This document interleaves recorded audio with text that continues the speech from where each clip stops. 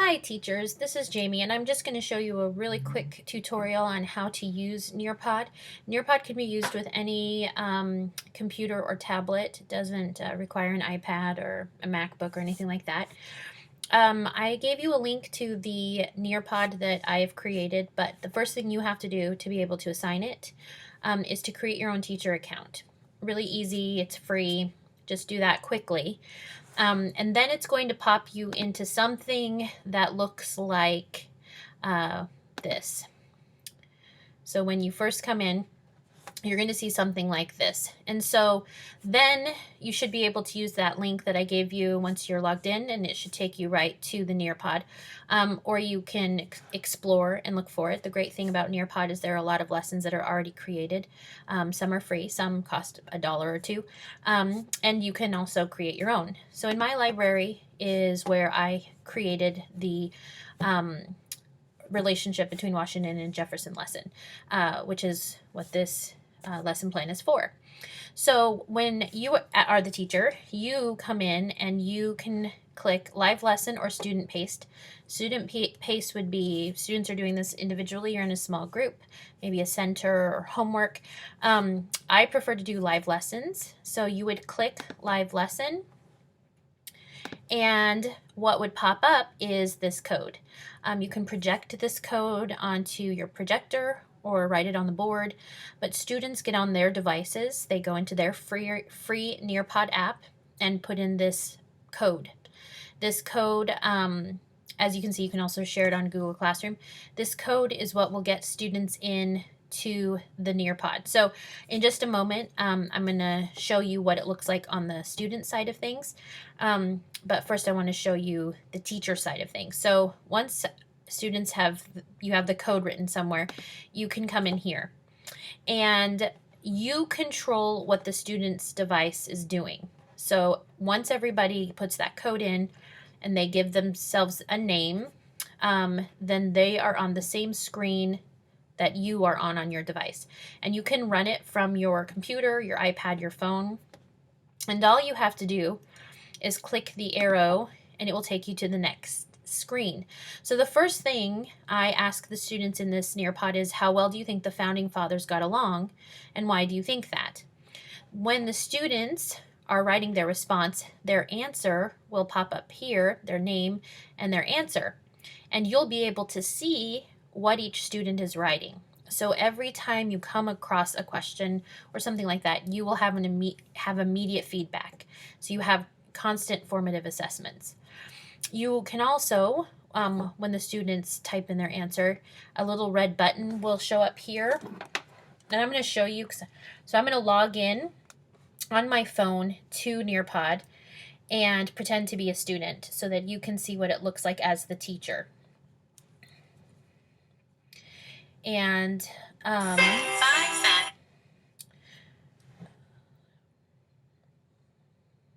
okay, so I have logged in as Jamie. So now you see that the student name is populated, and I'm going to type in I'm just going to type in junk and send it. As soon as I send that answer, you'll notice on your board what my new response is. So you see how it popped in there. So none of the other students can see this unless you have your computer attached to the projector. So that's why I run this off my iPad, because then I can walk around and see, but I also can look at the screen and see what my students' responses are.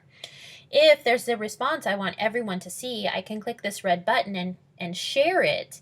And that response, if I thought this was really well done, or captured an idea I wanted them to see, then I could click share and it would send that answer so everyone could see it. So that's a cool way to have students share their work, is you share it from this button. So as you go through, once you notice all your students have input their answers, it doesn't take very long. Then you go to the next slide. And I ask a survey question. So the students would answer that and share that.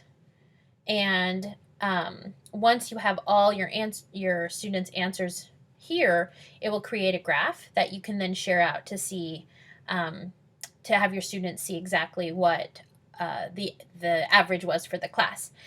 So as you go through the Nearpod, you'll notice there are a variety of questions for assessments. There's then lessons. So things that I want them to read. I have a video. I have other videos. 5 facts about the Federalists. Videos that I've created, fill in the blanks. So all you have to do as the teacher is click next and walk through the lesson as I've created it. If there's a video or something you don't like, you can, or you don't want them to do the activity, you can just skip it and it will just skip it on their device. So this is what it looks like on the teacher side. I'm now going to show you what it looks like on the student side. Okay, so this is what it will look like on your student side of things. I've just plugged my iPad in here. So the first thing I'm going to do is I'm going to put in that code that we shared with the student, and it's going to take me to the first page of the project. First, it's going to ask for my name, so I'm going to put my name or a number. And if your students don't put in an accurate name or number, then that's a good discussion to have with them. But once you do that, it takes you right to the very first page of the project. And I can't go any further unless the teacher has me go further.